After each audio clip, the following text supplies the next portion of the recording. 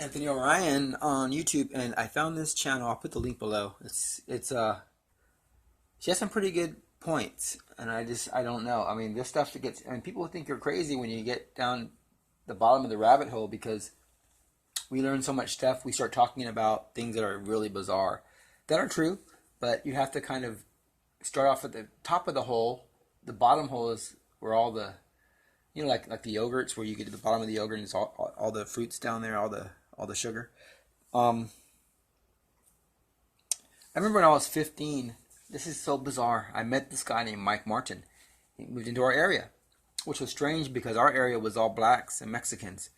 Now, me being a quarter Mexican and a quarter Spaniard, I was able to fit in with to a certain point. Some of the homeboys thought I was just white, but that's because I have a quarter German and a quarter Gypsy.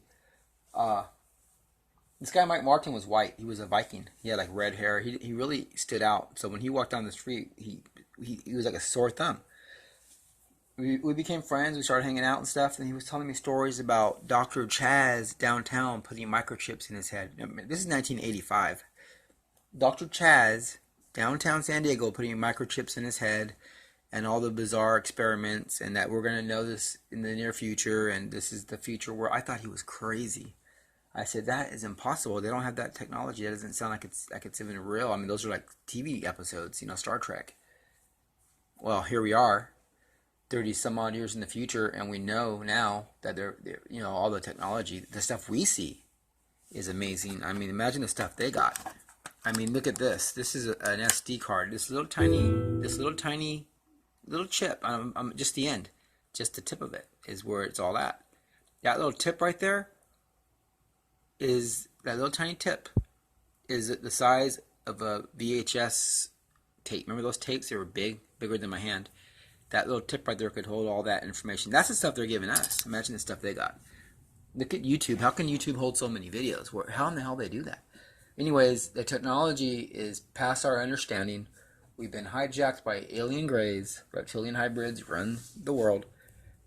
The police stations are satanic, and they're executing people.